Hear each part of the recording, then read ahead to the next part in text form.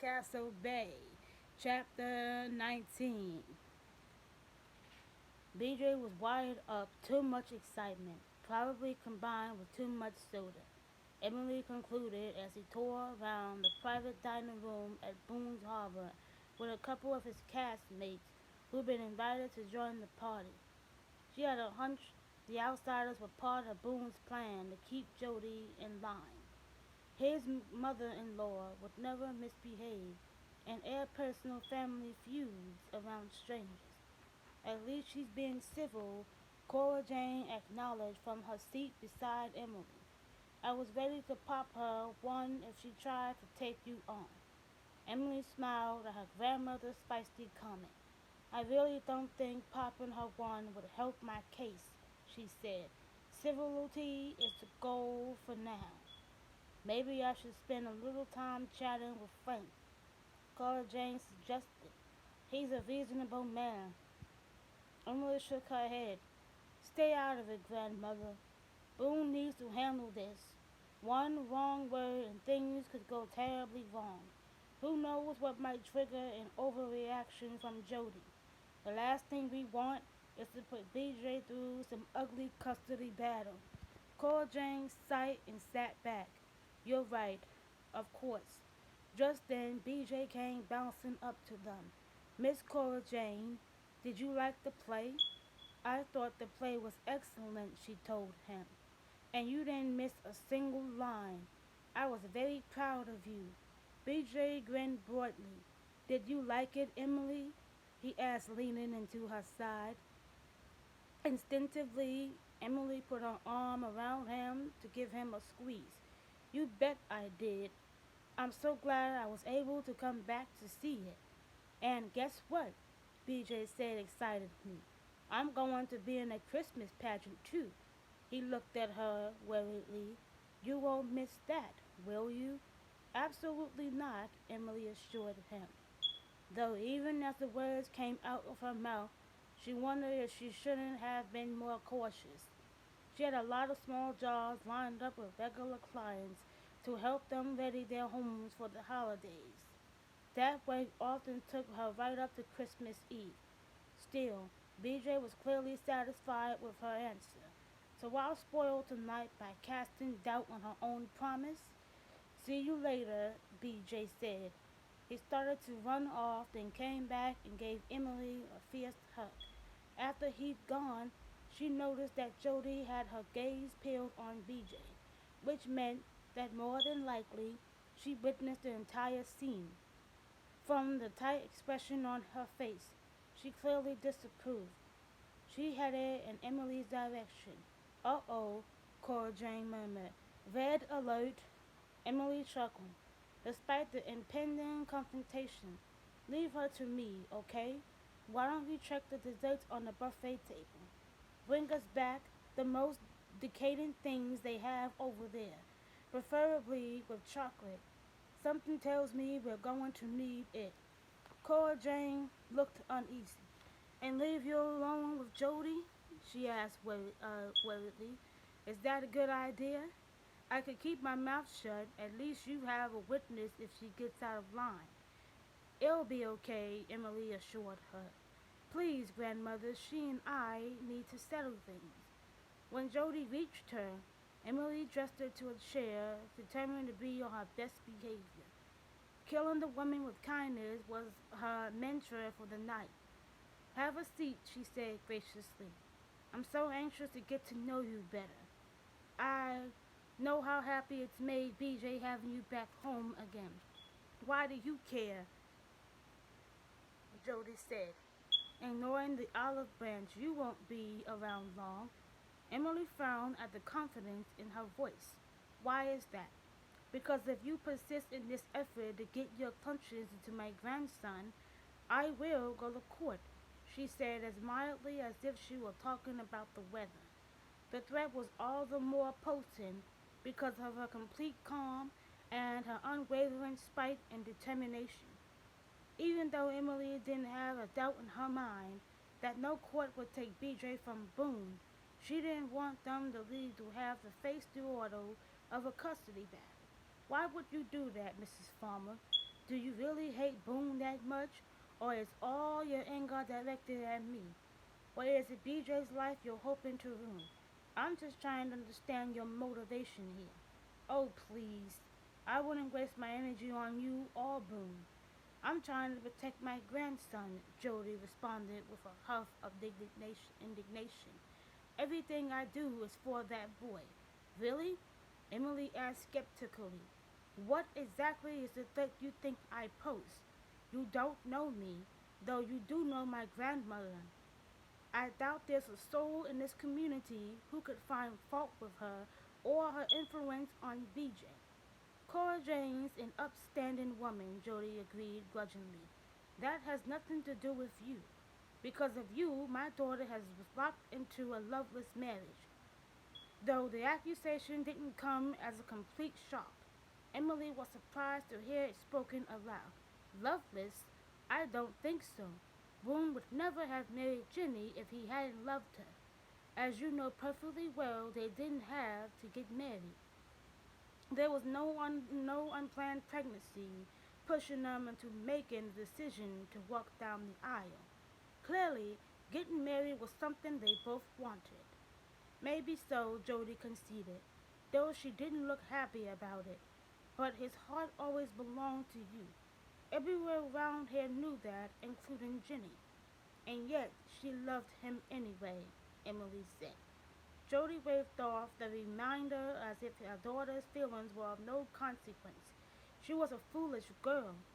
She thought she could eventually make him love her. That's a terrible basis for marriage.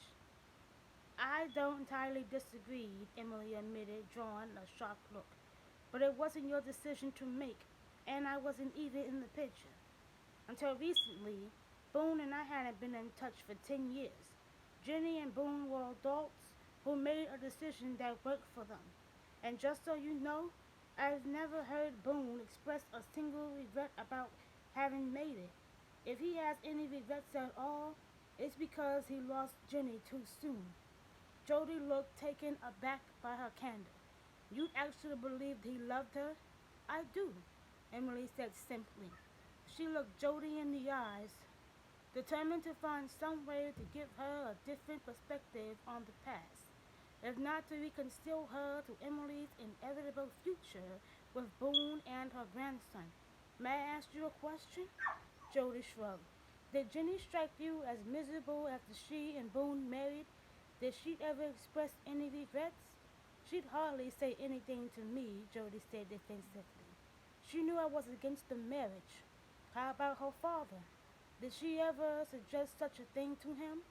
Not that I know of, Jody admitted with obvious reluctance. So she'd never said anything to suggest she wasn't happy? Emily pressed. Not to you, not to Mr. Farmer, not to anyone you know? No. Interesting. Emily said, hoping that if she gave her a minute, Jody would grasp her point.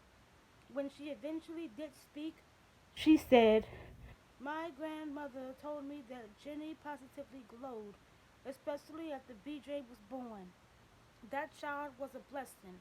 No question about it, Jody admitted. I figured she got pregnant to keep Boone from leaving her. Emily was startled that Jody could think so little of her own daughter's intelligence or of her appeal to the man she'd married. Do you honestly believe that the woman you raised would need to resort to that kind of trickery to keep her husband?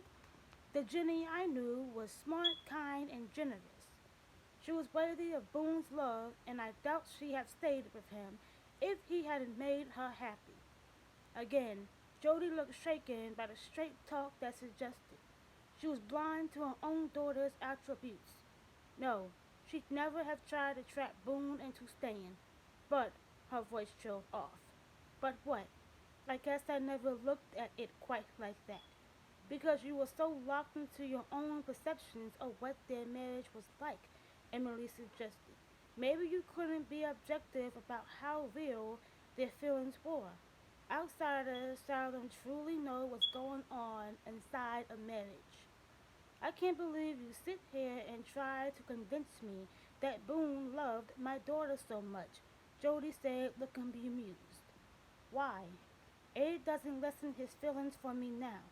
When I left, I was totally unfair to him. I'm glad he found a woman like Jenny. He deserved to be happy. As for BJ, he's an incredible gift from your daughter. Maybe you should think of him that way too, rather than looking at him as a pawn in your battle with Boone or with me. Jody gave her a long, hard look, then stood up and walked away without another word. After a moment, with Frank, the two of them spoke to Boone and BJ, then left. Boone immediately headed in Emily's direction, his expression filled with worry. He pulled chair close and slipped an arm around her shoulders. I started to come over soon, but it looked as if you had things under control. Everything okay? Emily leaned against him for a minute. I hope so, but I don't know. She wasn't yelling when she left or making any more threats. Boone frowned. She started out with threats? Nothing you haven't heard before, just a custody issue. I think she was hoping to scare me off. For all I know, she'd consider my refusal to be scared as a surefire sign that I don't care about BJ's well-being. That's twisted, Boone said inside. And just like Jody. I tried to put it in a lot of good words for you, Emily told him. I just about went hoarse from singing your praises and trying to get her to see your marriage to Jenny through her daughter's eyes rather than her own. Boone shook his head. I'm sorry you got caught up in this.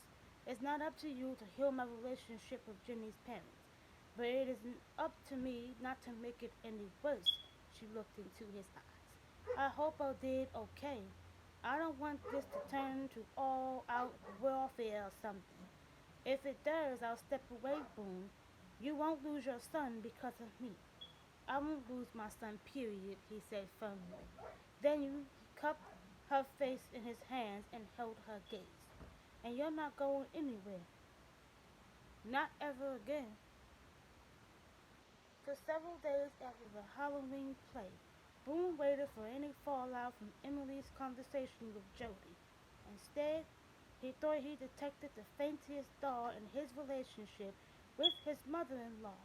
Frank Santley was no barometer because he continued to spend time with BJ, without a word of criticism for Boone or for his ties to Emily.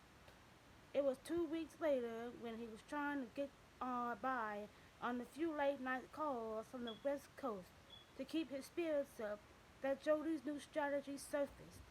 Boone was driving BJ over to visit with Cora Jane when his son regarded him sorrowfully. Grandma Jody says I probably shouldn't count on Emily being around too much anymore, BJ said. She says Emily's so busy she'll probably forget all about me. Boone had to take a deep breath to keep a check on his anger. When did Grandma Jody say that? Yesterday, BJ, a minute.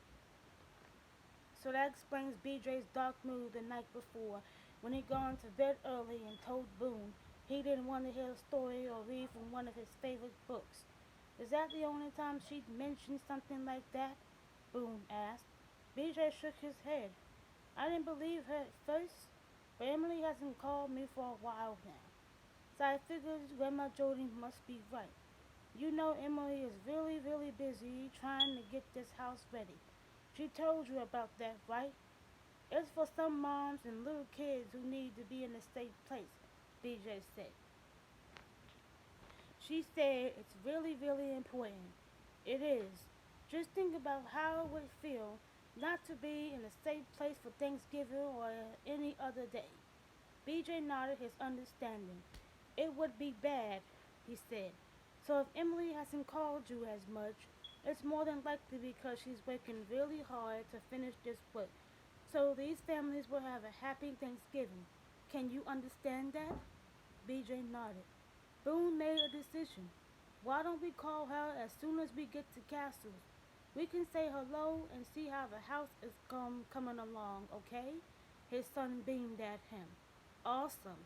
And would you like me to write down Emily's number so you can call anytime you're missing her? Sure, Beatrice said enthusiastically. And I won't be a pest. I promise. Boone grinned. I'm counting on that. He cursed himself of not thinking of any of this sooner. He'd known how distracted Emily had been the past couple of weeks. He felt neglected himself, so it was understandable that BJ would feel that way. It simply hadn't occurred to him that Jody would be feeding into BJ's insecurities. That was a problem he had to resolve at the very first opportunity. Inside Castles, Boone sent BJ in search of Cora Jane while he placed the call to Emily. Though she sounded horrid when she answered, her mood brightened at the sound of his voice. Busy? He asked. Crazy, she admitted, but I can take a minute. How are you? He explained about BJ and Jody's spin on Emily's recent lack of attentiveness.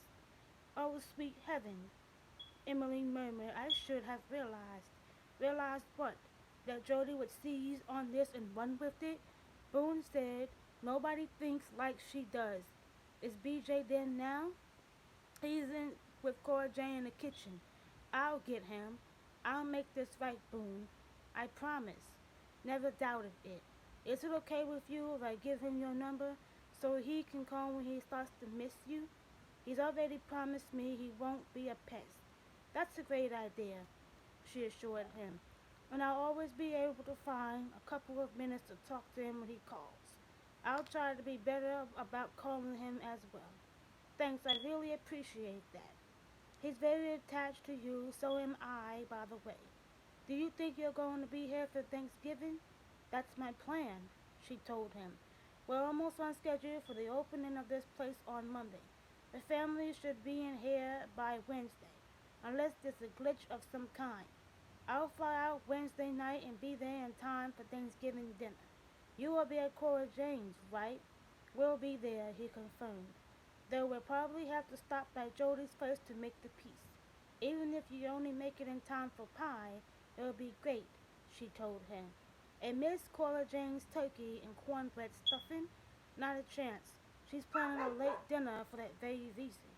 Boone had walked into the kitchen as they talked in now.